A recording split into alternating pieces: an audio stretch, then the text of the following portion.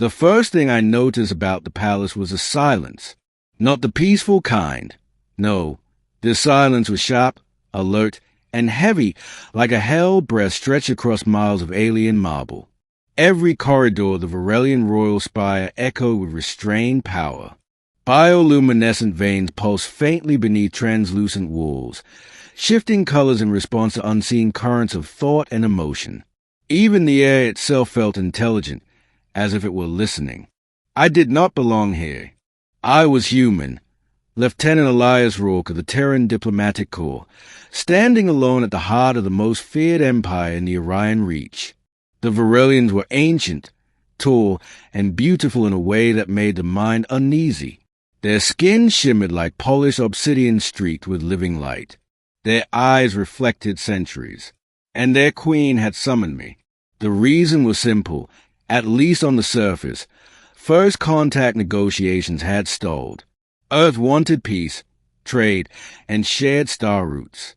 The Varelian Empire wanted assurances that humans would not become yet another brief, violent species erased from galactic history. I had been chosen not for rank, but for something else, something the psychologists called empathic anomaly. I could feel people, not telepathically, just deeply. The guards escorted me into the grand throne hall. It was vast beyond comprehension. Pillars shaped like frozen lightning climbed into darkness. Floating banners displayed the sigils of conquered systems. At the far end, elevated upon a living platform of crystalline energy, sat Queen Zalith the Eternal. She was taller than any Varelian I had seen. Her crown was not metal, but a living extension of a neural crest, glowing faint violet. Her gaze pinned me in place like gravity. "Human," she said, her voice laid, as if multiple timelines spoke at once. "You stand before the axis of an empire older than your sun. Speak." I bowed, carefully, protocol mattered. "Your Majesty, I come in peace. Earth seeks coexistence, not conflict." Murmurs rippled through the court.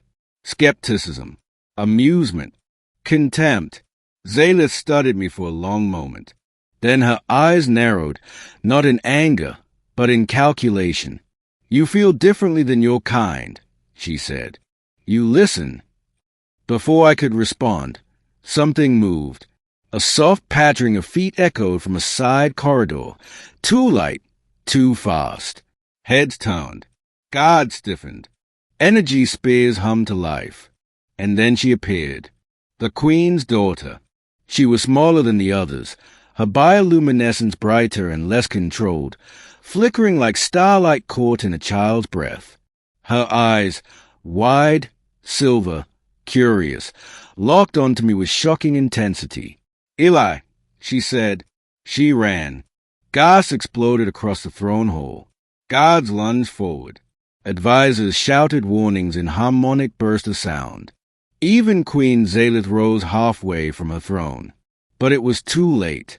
The child reached me and threw her arms around my waist, burying her face into my uniform as if she had known me all her life. The entire palace fell silent.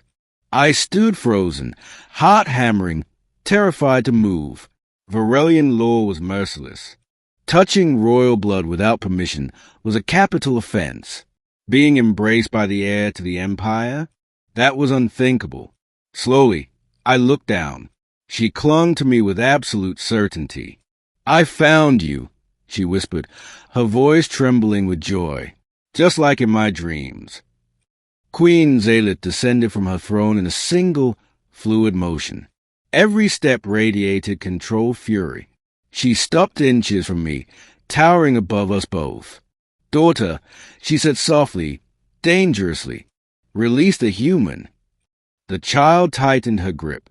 "No," she said. "He's real." I knew he would be. The Queen's eyes burned as they shifted to me. "Explain," she commanded. I swallowed. "Your Majesty, I swear, I've never met her. I don't understand what's happening." The child looked up at me, offended. "You promised," she said. "You said you'd come when the stars aligned." A memory stirred, one I didn't recognize as mine, a dream I had as a child, standing on a glass world beneath purple skies, holding hands with someone who glowed. My knees nearly buckled. Queen Zalith inhaled sharply.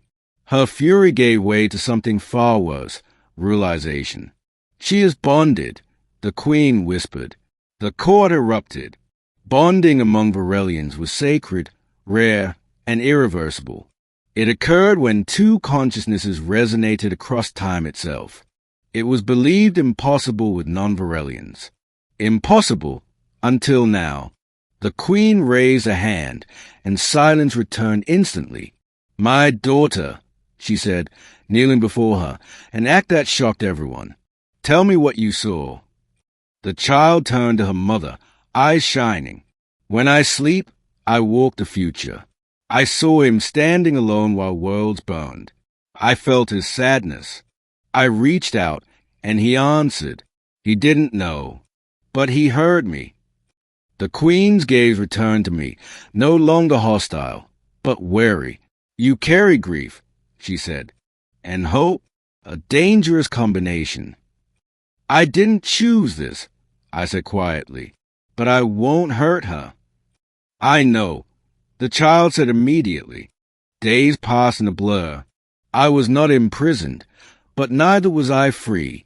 Scholars, seers, and neural architects examined the bond from every angle. They found no coercion, no manipulation. The bond was mutual, spontaneous, and anchored across probability lines. The queen's daughter, Princess Saren, refused to be separated from me. When they tried, the palace systems malfunctioned. Lights dimmed. Gravity fluctuated. The spire itself resisted.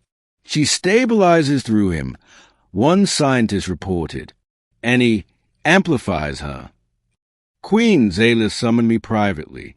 "You are a variable my empire cannot ignore," she said. "Through my daughter, you now touch the future of my people." "I don't want power," I replied. "I just want to protect her." The queen studied me for a long time. Then she did something no one expected. She bowed her head. "My daughter has never known safety," she said. "Not truly, not even with me. If she has found it in you, I will not destroy that." Negotiations resumed, but everything had changed. The bond became a symbol, proof that humans were not conquerors by nature, but connectors. Saren began attending councils, seated beside me. She asked questions no one dared to ask. Why empires feared peace, why strength required domination, and the empire listened. There were threats, of course, factions who called me corrupter, assassins who saw a human-shaped weakness. One night, an attack breached the inner sanctum. I shielded Saren without thinking. The blast should have killed me. Instead, the palace responded. Energy surged from the walls, the floor, the very air. The attackers were frozen in time, suspended like insects in amber. Saren stood beside me, glowing brighter than I had ever seen.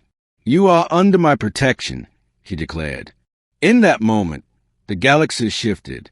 Years later, when historians spoke of the turning point, the moment the Aurelian Empire chose alliance over annihilation, they did not speak first of treaties or battles. They spoke of silence, of a human standing in an alien palace, of a child who ran to him, and of an empire that learned, for the first time, to listen. I still walk the halls of the spire. I am not a king, not a ruler, not even truly an ambassador anymore. I am a bridge, and every day the future feels a little less lonely.